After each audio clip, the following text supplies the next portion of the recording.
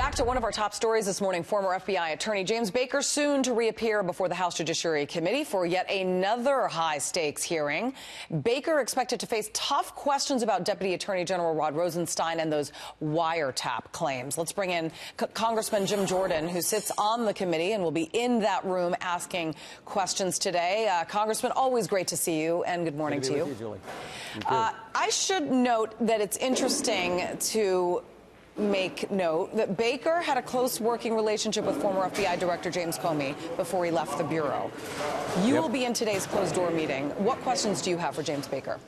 I think the first area where we start is, look, Andrew McCabe, Lisa Page met with Rod Rosenstein, where Mr. Rosenstein said that he was thinking about actually recording the commander-in-chief in the Oval Office, recording the President of the United States. Right after that meeting, Mr. McCabe, Ms. Page come and talk to Jim Baker. And he took that very seriously, what was discussed in that previous meeting. I want to go from there. What did you guys do? Was there some kind of legal analysis of actually looking to record the President of the United States? What subsequent meetings took place? So I think those are the first set of questions, first series of questions we'll ask Mr. Baker, and then a host of other things we got to get to as well. Right. So in just about 30 minutes or now, you'll have a chance to ask those questions. He will be testifying after some explosive testimony yesterday where he basically called the Russia probe being handled in an abnormal fashion and also mentioned that it reflected political bias. That's a quote. This is no surprise. I'm not sure if Democrats seem surprised by this, given the Peter Strzok and Lisa Page texts. But is political bias here enough to derail the politically driven Mueller probe?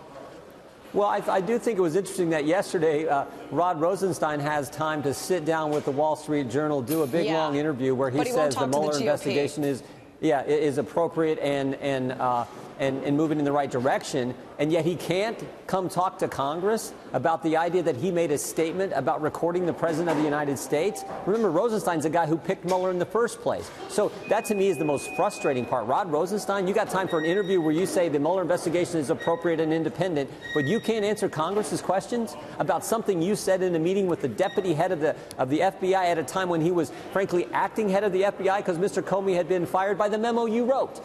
So the fact that Rod Rosenstein was a no-show last week is something that is just not right. He's obligated, as a guy who is Senate confirmed, when the chairman of the committee that has jurisdiction over your agency asked you to come to Congress and testify, you were obligated to do that, and you're supposed to do it under oath, and he was a no-show, yet he's got time to talk to the press about the Mueller investigation. I want to read a portion of his interview, Rosenstein's interview with the Wall Street Journal. He defends the Mueller probe. He calls it appropriate and independent and says this in part: people are entitled to be frustrated. I can accept that. But at the end of the day, the public will have confidence that the cases we brought were warranted by the evidence and that it was an appropriate use of resources. I have a solemn responsibility to make sure that cases like that are pursued and prosecuted, and I'm pleased the president has been supportive of that. If you got a chance to interview Rosenstein finally, what would you ask him?